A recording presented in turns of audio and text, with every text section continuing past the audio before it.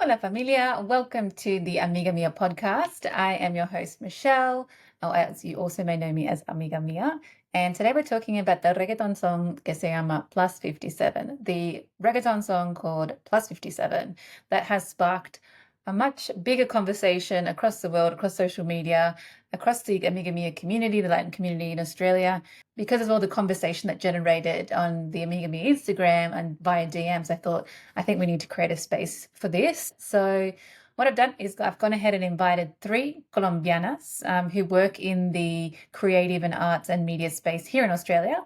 They represent a very small sample of the Colombian community, Colombian Australian community, but still very great voices to have as well.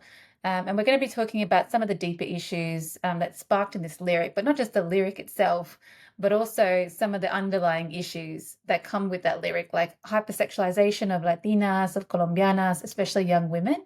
That's portrayed in the music. And then also just a heads up that we will be talking about some sensitive topics that might be triggering. This is not about pointing. This is about just having an open conversation about this topic that affects our community and why it matters. Anyways, enjoy. All right, so we're going to be talking about the reggaeton song que se llama Plus 57, I think it's called. Plus 57 by the reggaeton, what are they called? The Paez, like the group of reggaetoneros in Colombia, J Balvin, Karol G, Maluma, Fade, etc., etc. And yeah, they created this song and there was a very controversial lyric and we're going to talk about it. So thank you so much to all the DMs that I got through Amiga Mia. I got a lot of DMs with people who were inside the Australian Colombian community. There was also people from outside of the Colombian Australian community, people just not happy. They had something to say. And for me, given that Amiga Mia is so focused on women and the Latin community, I thought it was really important to bring three Colombianas here who've got each their own unique experience. So I'm going to let them introduce themselves, starting with Emmaleen. Hola, Emmaleen. Thank you so much for joining. Hi. I'm Emmaleen Diaz. I'm 24 and I'm an emerging Australian artist. So I've just been kind of trying to network and get my stuff out there. Yeah. Thank you so. And a brief overview of like your connection to Colombia. Right, of course. So I was born in Colombia, Bogota, adopted as a baby and raised in Australia my whole life. So very much mixture of both. Thank you so much. And just quickly before we go to the next, so you're saying you're also now creative, so you do artwork and sketches and painting, Yes. like the one that you have behind you? Yeah, I did. It's a little portrait I did at art school, but I mainly major in a lot of painting and portraiture, but a lot of other creative things, photography, fashion. I love film, but yes, I would say I'm an abstract expressionist painter. Yes. Yeah. And you mentioned as well that you're very passionate about like the feminine, female empowerment. Yeah. Is that right? Yes, the empowerment, of the female kind of artists, as I feel like a lot of the art in over history, even the Renaissance, are very much powered by men and like the man's view. So I do take a lot of inspiration from other strong female artists in painting, in music. One of my biggest inspirations is Frida Kahlo as well, because of her Latin background and her just powerful story and how she's always making her emotions shown in her works as well. I love that. I love that. I love that. For those who don't know, Emmaleen actually, I think earlier this year had an exhibition in Sydney, Australia, showcasing her artwork. So very excited to get your point of view because of the way that you're a creative. You also have a really significant influence in terms of social media, and I feel like you will have a very powerful voice in all of this, and also just your upbringing and your interesting way that you've connected back to Colombia and how you showcase that in your art. And then we also have documentary filmmaker Diana. So Diana, yeah, tell us a little bit about yourself. Hola, so I'm Diana Paez. I was actually born in Mexico, but I grew up in Colombia since I was a little baby. My family is Colombian. And I came to Australia when I was 19 to study filmmaking. And then I guess through the experiences that I had here and the people I started to work with, organizations, I started going more into documentary. And that's what I do right now. That's what I love doing right now. Yeah, and it's been a decade, almost 11 years now. And what was that documentary you created that was like one of the first ever in the whole of Australia? It's called Nuestras Voces, Our Voices. So it was premiered 3 years ago, and it was the first film of its kind exploring the migration journeys of Spanish speakers that came from the 60s to the 80s. So it's a really interesting way of not only understanding that, but also Australian history, what was happening, and understand, what they brought back then, and kind of what the Australia we have today. It's a mix of so many different cultures, including the Latin American and Spanish culture. So yeah, that was an incredible project, and allow me to talk to incredible people and work with beautiful people. I love that. It's going to serve as the biggest piece of legacy for this community. And then last but not least, we have Romina. Thanks, Michelle, for creating this space. It's actually quite interesting because, believe it or not, I have something in common with Diana. I was born in Mexico. Yes, I do have a parent from Colombia. My dad is Colombian, but I was born and raised in Mexico, so I do have that bit of a hybrid, very similar to Emmaleen as well. Yeah. So I'm very happy to be sharing this space, not only for the roots, but also for the creativity, and because we're women. When women gather together, there's so much that happens, and so much that is created.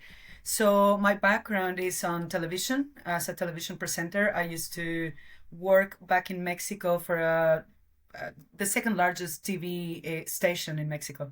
I did it for almost 8 years, and I used to present videos, and it was all about music. So talking about reggaeton, talking about power dynamics, talking about like these genres in specific, it's actually something that I did passionately when I started working back in 2004 or something like that in Mexico.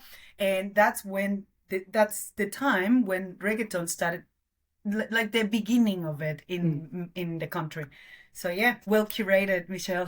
Kudos. Well, yeah, I had to have you on this. I remember I told Romina we bumped into each other. Where was it? What was that event recently? Oh yeah, so the Altrimenti markets. Yeah, we bumped the into each markets for other. Latinos. Yeah, that's it. A beautiful market by Altrimenti by Angela, who's actually also Colombian. Shout out to that queen.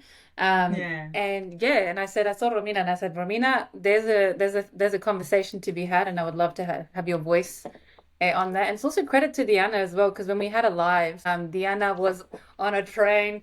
So right as it was all happening, there was that much conversation on my Instagram that I said, okay, let's create a live and let's have another space for people to talk about it. And like there were a lot of people viewing, but no one wanted to talk. And then Diana in like in the train, in Melbourne train, it was the footage was all like crusty and when you're in the train. And then we still had a fantastic conversation, didn't we? But that's the beauty of it. I was just I opened, I saw you live, and then that morning I was talking about this with a friend here, and I'm like, oh, I was just talking about it. Why not?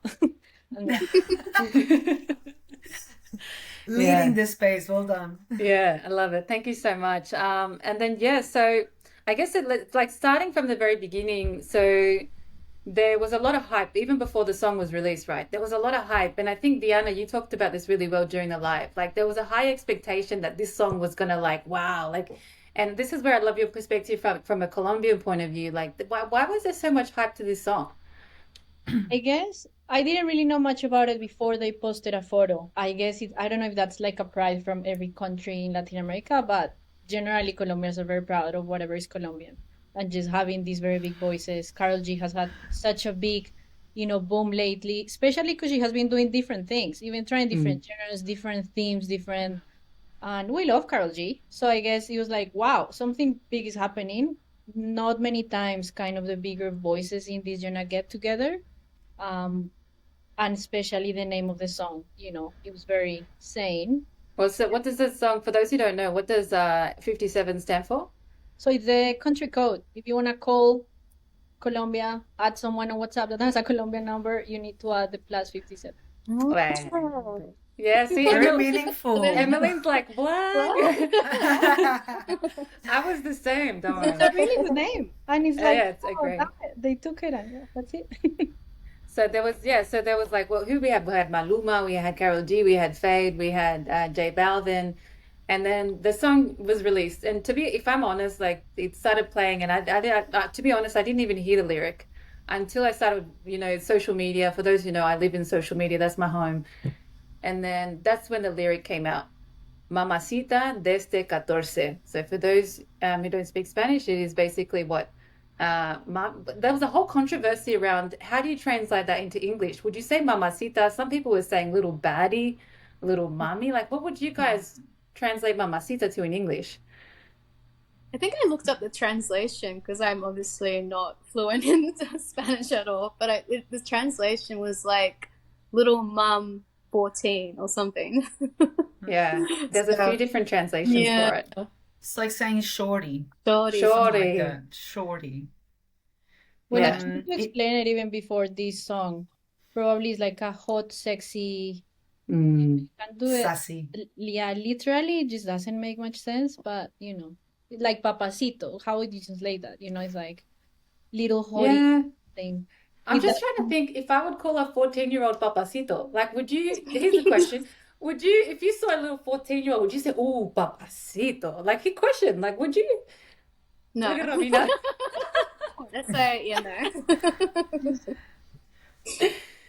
My goodness. I guess there's a difference in the way beauty is seen. Good one. From my perspective, and coming from Mexico, when I first visited Colombia, I was telling you, Michelle, about it. I don't think there was like this shock, but I think it was like, wow, like it's a complete different world to what I've been like immersed in Mexico.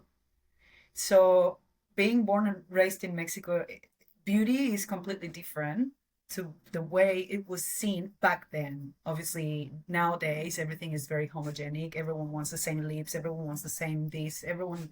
The beauty is quite standard, similar. There's no differences.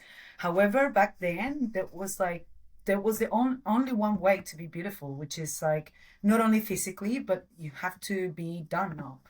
You have to present yourself in a certain way.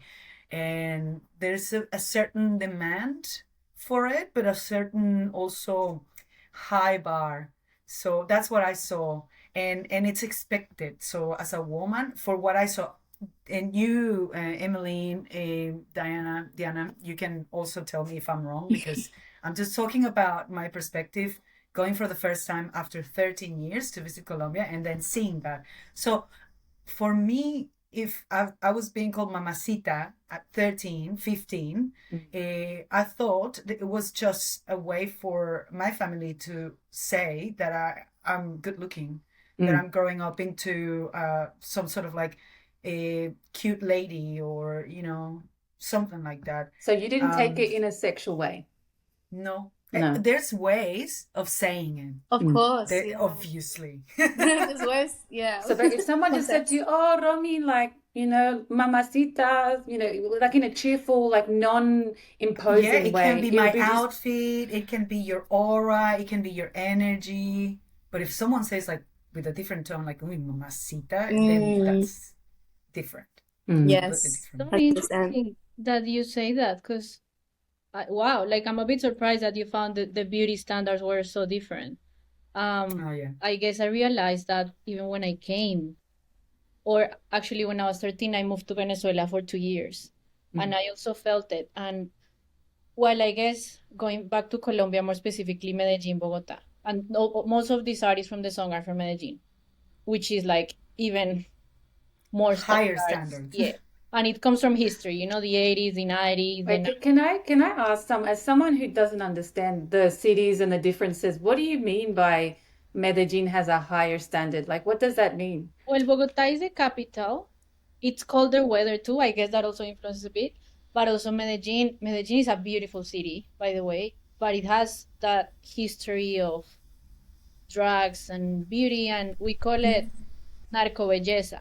And there's still a lot of traces from that. And it's back then when all this happened, and many people have seen it on Netflix and all these things. It not only was like, let's, you know, trade drugs, whatever, but it started putting some standards on women, because it was just naturalized that men own women, and that if I want you to have boobs and ass, I'm gonna send you and have a surgery. And while it seems very extreme, it was exactly like that. And then now we're not in that place, but it's intrinsically inside the culture. Very much. And I think it's changing a lot, not only in Medellin, many areas of Colombia. And I've had friends that, for example, I mean, anyone can do whatever they do with their bodies 100%. But I've had friends that now here in Australia, they're like, wow, I don't know why when I was 17, I did a boob job. Why did I? Did I really want it? And they now maybe are doing the explantation. The same, Diana, the same. Baby. I've got friends that actually went through the process of changing their 17. Is that anatomy. allowed? Yes. Like at 17? Well, they did it. It's a baby. They did it. Latam. Oh, Like, I feel like in Yeah. Australia, Emmaleen, you and me, that's not the like. it's If we not just do a bit, legal. if we do a bit of comparison here, like I Yeah. feel like it's not the norm. No. It's not common. Like you wouldn't hear about it with your friends or nothing like that. And if you did, 100%. Especially like, like I think in yeah. I mean I can't speak for everyone like if, now I think plastic surgery, especially with fillers, like you hear girls getting it done, 18, 17, which is just so bizarre. My mum would actually kill me if I ever asked to do that. But yeah, 17, I just remember being a baby, like, you're not even fully like sort of mature, you're just still finding your way and like you're still growing into yourself. I mean, I think now it's a bit more common, plastic surgery and other things, but it really depends on your upbringing and background. I think like growing up in a country area would be very like taboo. So So if someone was to say to you, Emmaleen, like you're like a mamacita, at that young age, let's say between 14 and like 16, I feel like 17 is like, okay, fair enough. yeah, okay, yeah. But like, you know what I mean? You got 1 year, you'll be right. Yeah, you're right. But like below, like I feel like 14, 15, 16, like if you got that kind of comment or that kind of suggestion, let's call it, how would you react at the time? Well, my family obviously is Australian, and so they never really called me that, And funny enough, guys would always be the ones to call me that one after they found out, oh, what's your background? And I'd say, oh, I'm born in Colombia. Like, oh, you're so exotic, Mamacita. So and it did happen like around, I wouldn't say 14, I was very, very innocent. I was very shy, but maybe 16, 17, 18 until this day. But So, okay. that's a whole nother topic in itself, Yeah. which is like the fact that as soon as you say, oh, Colombian, it's like, It's like, ooh, Yeah. It's allowed. mamacita. Yeah, exactly. So it's always the very white Australian guys that say that. Yeah.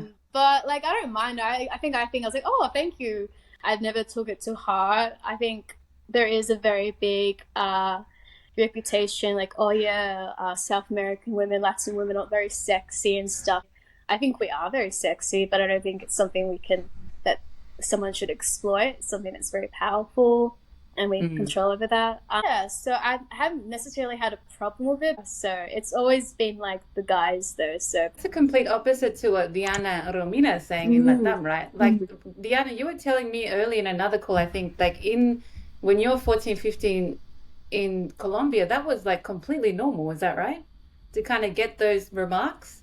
I think so. And I'm saying it from, I am from Bogota, which is probably, how to say it, a bit less sexy than the rest of the The country. least. But yes, and that's something I've analyzed here and be like, oh, we normalize being sexualized at a very young age.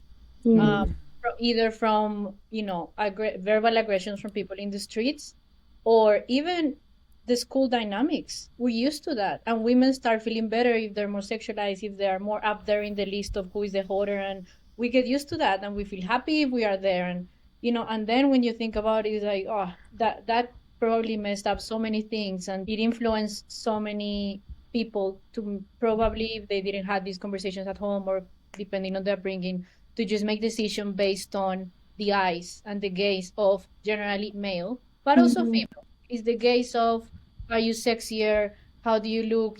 Back then, if you were not developed, then your legs, are they hot? Like, and it sounds full on, but it was like that. I think a secret, not necessarily we talk about it loud, but we all know we are playing this dynamic often.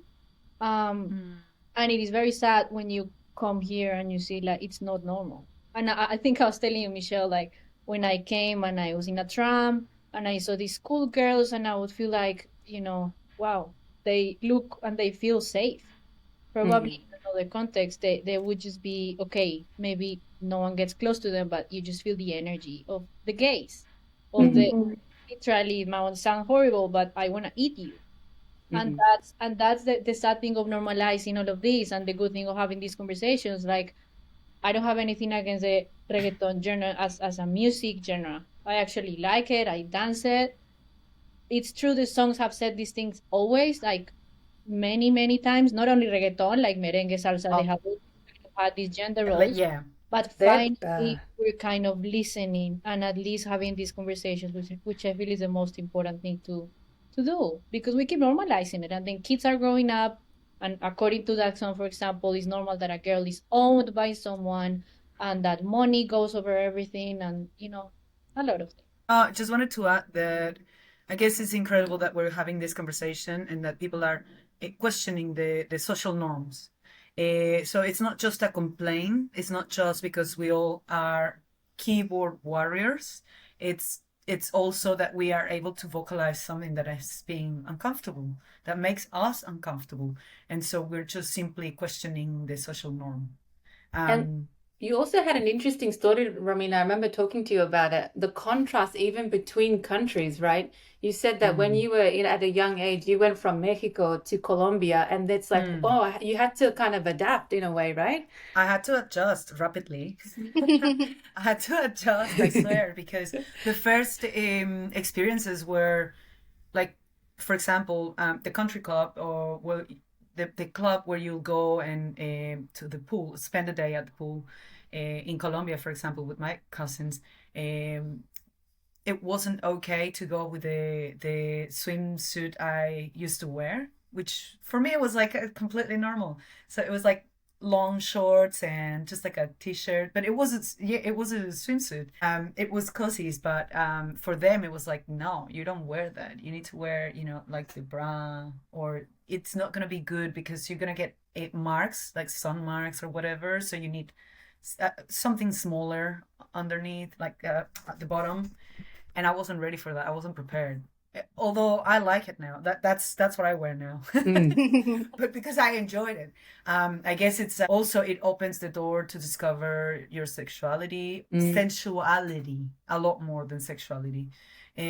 So that's one of the things that I enjoyed as part of that culture, is not pushing the boundaries, but understanding my sensuality.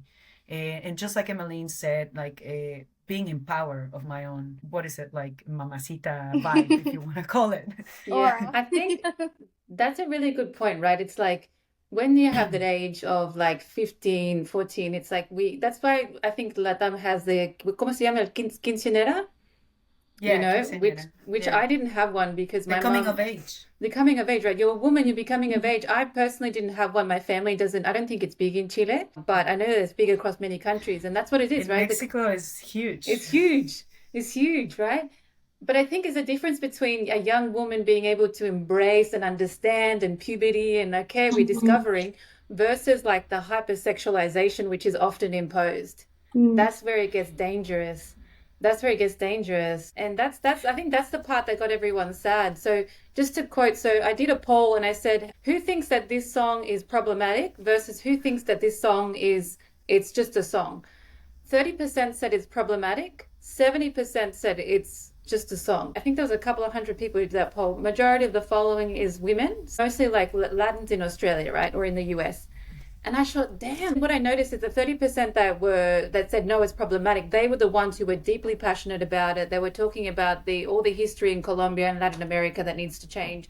A lot about hypersexualization for young women. Like, what's our thoughts on all of this? I think it's just like, for instance, growing up in Australia, I think going through like your teenagehood and puberty, and I felt very much a lot of the difference to other women, especially girls, because I didn't fit that sort of, as I was saying before, that stereotype of the Aussie, Australian girl, blonde, beachy.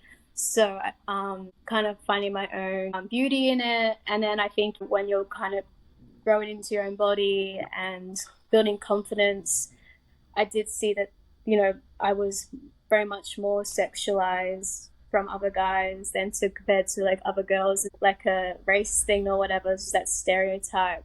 But then, it kind of made me feel look at it, like at first when I was young, I was like, oh, I'm special, but then it's like, oh, they haven't really gotten to know me, or they just kind of assume and generalize you after hearing you're simply from the country. So I think that's not okay, but I think it's just being obviously educated and understanding it. And I think especially if you're younger, I think it's a bit creepy.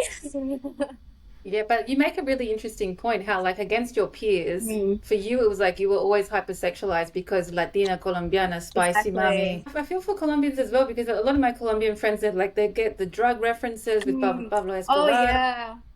They get, same with Mexico, my Mexican friends, like I get the drug references, I get the spiciness. It's like you can't win. It's a bit racist. It's like, wow.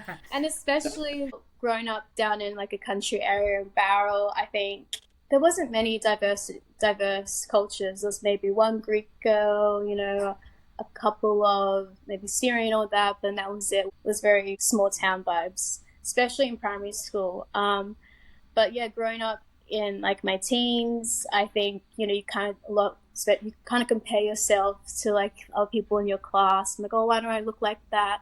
And it was very hard because, like, obviously my mom, who I'm adopted, she's very blonde and beautiful and tall. I was like, oh, I wish I was tall because I'm like 5'2". I wish I had her hair. I wanted to like look like those standards. And so, so I kind of mirrorized my who can I look up to, who's considered beautiful in entertainment industry and the arts industry, like Selma Hayek or like Jennifer Lopez or like even other artists. But it wasn't very obviously a common thing growing up because there wasn't a lot of South American people. Representation. Yeah, representation. There was a lot, like hardly ever, until I think I moved to Sydney after high school, and I met a lot of different cultures, people who were traveling, people who were studying, who were working. I did date a guy who was from Colombia, Bucaramanga. Yeah, I mean, it lasted a year, and even at that, I was like, okay, I can see my upbringing to his upbringing is just not going to work. Yeah. It's very different, and that made me like, oh, okay, I get it now, you know? Not to say that everyone's like that, but it kind of gave me a wake-up call of what some men can be like. And so that was really interesting, and it's what different men can like perceive as beauty, or, you know, how they interpret women or how they treat women in certain cultures as well, which is very interesting. I feel like Australian guys are very, I don't know, laid back, kind of just, wouldn't say lazy, but they're very like, you know, I think they're a bit different to South American men. So yeah. And I looked over, I was like, yeah, I think I like Australian guys. To be fair. But it's an interesting point you make around like comparing, like, you know, your upbringing with Australian women or with the Anglo Aussie women. Because that was all I was around, you know. I didn't really have it. Felt very much like, oh, am I ugly? Am I like, why don't I look like that? And especially going through puberty, like your body's changing. It's like, oh, I wonder what this is going to look like, because I don't know what my ancestry or my birth family, where I'm getting these like genetics or whatever from. So it's very kind of apprehensive, shy, awkward, and still after high school I fully embraced who I was, because I feel like I couldn't really be any different, especially in school. So it's an interesting one, isn't it? Like, and then I heard as well, like in Colombia now they've just passed a new law. Does anyone know much about this? Yeah, Colombia was still one of the countries, I didn't know that, where I think people could marry girls like 14, 13. Especially they would do it in traditional indigenous groups, which they're generally very, very sexist, and they just move that age up, which is, you know, very significant. Well, Emmaleen, your experience is so interesting. We need to talk later about it. You have a beautiful story, Emmaleen. Oh, thank you. To the hypersexualized is, I don't know, for me it's a bit of an annoying, painful topic, because I guess when I was a teen I started opposing that a little bit, and with the friends I had, but at the end you grow up with that, and then there's a point where there's no point of fighting things or being like, I'm not gonna listen to this, or it is there, but it's having these conversations. And even what you were talking about, the guy you dated from Bucaramanga, clearly different. I probably can't tell what was different from that guy because not generalizing, but yes, grow up with some gender roles and stereotypes that we see Yeah. even in the most progressive family. I consider my family to be very progressive, my father to be pretty hands-on in everything. And I still, saw things and I was feeling angry and stuff. And now I'm like, I'm not angry. That doesn't serve. It's just like with making films. It doesn't serve. You just show the issue and people feel bad. But it's like, what can we do and how can we reconcile it? And I feel with that, even with this song, of course, we need to talk about it because many people probably just think the song is bad because of this. Shame on them. But what are the conversations you are having with your family and with your friends? Are you laughing to that sexist joke that your friend did, either male or female, doesn't matter because it happens a lot? And I've experienced it here and I've talked with my partner when he's pretty, because he grew up here the last bit of high school, he has that mix of being pretty not sexist, and I see it so much compared when we are in Latin American groups. And when guys make some comments, he would never make a comment like that, for example, and they are just taking as jokes, and we laugh or we don't say anything, and it's like we can't do it anymore because it starts with that, and then we talk about this song how bad it is and it sexualizes women and girls, but it's like it starts with the conversation we have and with love and respect, telling that friend that is not okay. That comment is okay. It's perpetuating this hypersexualization, and especially with the song, like we are talking about it, we're grown ups now, but I think like my little cousin that I saw 7 years after not seeing her this year in Colombia, she's 11. She's beautiful. She was like dancing karolg full on, and I was just laughing. She loves it, love it all. But I'm like, she's normalizing these lyrics. And when That's we talk about it, we don't take it. It's like she's not doing this analysis. She's just, with her little crop top, she's like 11, just dancing full on, all in for dancing, like love it. But it's the lyrics and the words and the dynamics that she normalized. And it's guys, Yeah. women, we need to feed them. If we get drunk, we're easier. Like these little things that are actually pretty full on. 100%. But is it only a Colombian thing, or is it like these genre in general have gone global? It's global now. So here in Australia, you can listen to reggaeton on the radio. very true. I mean, it doesn't necessarily mean that any Australian native English speaker will understand the lyrics, but like we all have access to it. I think it's very influential.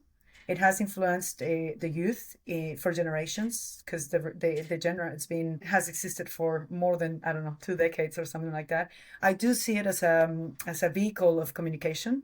There is certain responsibility from the artists to carry on with I was going to ask that question. I'm glad you brought it up. Yes. Yeah. Yes. There is. Yeah, of course, because in the end, it's a social movement, and they are part of it. No wonder why politicians have always selected specific songs for their campaigns, for political campaigns. No wonder why there's a person that endorses, I don't know, Rihanna endorsing Kamala Harris or things like that. No wonder why, right? It does give that strength. However, to what point you will need these creative beings to have a thought about the creative freedom? To what extent? Because what I will say is, and just like you mentioned, Diana, sorry, and I definitely support what you said, and that's something that it would need to start from me. So I cannot stop a song that is global, that has 6 people, influential reggaeton people from Colombia, each one with 17 million followers on Instagram or whatever. What am I gonna do? Of course, I can't do anything against that. It's a mammoth. It's like huge. But everything starts from yourself, from the 1%, 1% each day, 1% each day. When you start putting that 1% all together, you're gonna figure out that it's like you're giving like the 100%, the 100 plus whatever percent. So it's just the tiny little bits of adjusting whatever you see the need, depending on your own beliefs and social norms. I love that perspective. So one of my primas, when I went to Chile in February and I met my prima Milena, and she was telling me how she's got two young daughters, they're teenagers, right? We're talking about 14, 15, 16. So she's my prima. I don't know what they would be called. My second primas.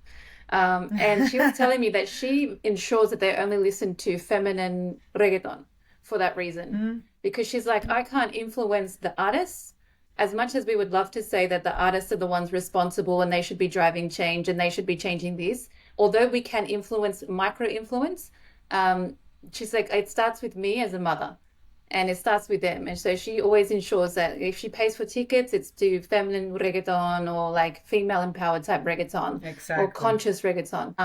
That was actually one of the questions I got out of my DMs was like, do we feel like it's a responsibility now? Let's put Fade, Maluma, J Balvin to one side.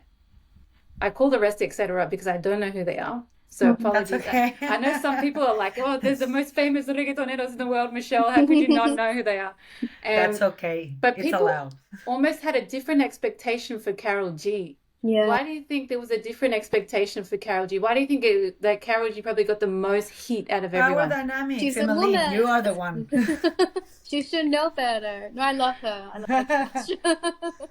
But yeah, she's definitely the only woman in that like 8 men or 7 groups. So she has a lot to say. And I think also being a powerful pop or reggaeton Latin singer like Shakira, you have a lot of power, a lot of people looking up to you.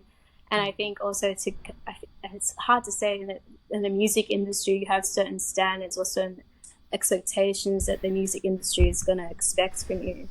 Especially being like a sexy Latina woman, they're just going to expect they're sexy, they move their hips, you know, they're sultry and all this kind of stuff. And then I think a lot of women can be that, but there's more to that. But they do definitely play on that persona, and which gets a lot of traction. You know, sex sells. So, but it can be very detrimental to young girls, I think, especially, and even young boys, just to view women like that. If they think just like that, you know. So can I ask, Emmaleen, do you listen to reggaeton and do you look up to Karol G? I look up to Shakira. Okay. Shakira, when I was younger, you know, Ricky Martin and Shakira. Well, even like when I think about it, like my mom had a lot of music, like South American, Colombian music, and she would put on Shakira all the time, and she would always put it on when I was younger, and she would say like, oh yeah, teach, move your hips, like with little tea towel and stuff. So like, I definitely like was like, oh, that was fun, but you know, you're just a kid, you're just dancing. And I think when I go out dancing with friends, or if you're going to salsa or bachata or reggaeton, and like some Aussie or even English or people who aren't really understanding of the culture, like, oh, you're dirty dancing. Like it is very sort of sensual. But it's not just, their mind just goes straight to that because they're not used to it. It's different culture, and you know that's the way they view it because that they only think of that. Wait till they see Mapale. That's different. I've heard about Mapale. I've heard about Mapale so much recently. We did it at school. We did it at school. But what is it? I don't know what it is. It's an incredible dance. It's like I think it's African based. You know, in Colombia we have a lot of influence from the Pacific, Africa. So in the Mapale there's this step, I guess. And I remember because I saw my school friends doing it in the whole gala thing. The guy just goes like down, the girl stands on top of his knees, and he just like full on moving. Grinding. Yeah, it's African based mixed with Caribbean. It's pretty cool. Yeah. Is it like choque? Salsa choque? No, that's a bit more sexual. No. I'll say Mapale is it's a freedom dance. Yeah. Okay. Around the time of the slaves. It's a freedom dance. And it had to do something with the fishermen related to at the time they will come back from work. So they were free. Something like that. It's embedded into the culture. It's folk. It's their roots. Afro-Colombian. It's interesting point. Like I feel like all these genres, and I can't talk to Mapale because I don't really know it. I've seen salsa choque. That's next level. like that's like full on, like I don't know how do you describe it? Grinding, like Yeah, am I allowed to grinding, say that's the that? one. Dry humping Um, on the dance floor. but it is, Yeah. I've heard that comment before as well, like Mm. reggaeton and those genres, Yeah. they're very Perreíto, un perrito. It's like it's just very sexual. Like you Yeah. talk to your like Anglo Aussie friends and they're like, wow, like They're like, that's so whoa. sexual. I Like I think know. that probably doesn't need to like change in a way. It's part of the culture, but it's again talking about these things. You can Yeah. dance sexy as to the floor as you want, like love it, but like what are we perpetrating? And even going back to Karol G, I think there's so many layers to one. They say she was the one that invited them. So many people are questioning why It is not her more song. women were invited. There's other groups Yes. that maybe the world doesn't, Shakira. but like other people invited, and then also in the video even also because she has been talking about different things. Yes, it's always like sex involved, but I think music in general has that topic in many ways of talking about it, and Karol G has done it different ways, different genres, like but then with this one is just very, I feel it's very basic and literal, and it's probably like a bit more like they could be a little bit more, I don't know, metaphoric or creative, but And it's the so lyrics, they repeat in the your same. face. And the video, like even her being the only woman, the video has close-ups of her body extremely sexualized, and you're like, back to such a basic way of making music, you know, because nothing against the genre, like it has helped a lot of community, especially some people that grow up from lower socioeconomic backgrounds. They will, you know, thanks to reggaeton, they've been able to be out there and create art and music and collaborate. But it's like after all the amazing things she's done, I mean, at least she talked about it. Not that I love the apology, but at least she acknowledged it. Because the responsibility thing, like, yes, they're not teachers, but you guys are the media, and people become the media. So it's interesting. wait, let's talk about that for the 1 second because I know that we got about 10 minutes left, but the lyrics were changed. So Karol G made an apology. That was probably the most heavily publicized, right? Was an apology on her Instagram, and that was circulating everywhere. And then shortly after, they changed it to Mamacita desde 18 or Mamacita desde 18. So like a little baddie since, a little mommy since 18. So what do you think of that, the changing of the lyric? Does that have an impact? Is that just a band-aid? Like, what's your thoughts?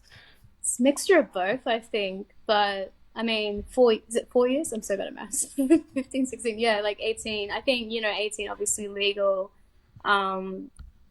But it's just a whole conversation. I think it's a good thing that she addressed it. But it's not just her, it's like the whole kind of, again, the male gaze in the men industry, and the fact that there's a lot of them in the making of this song are mostly men, so it can be seem a bit predatory, especially it's like just one woman. So I think it is a good start, but I feel like maybe it's a bit of a quick fix.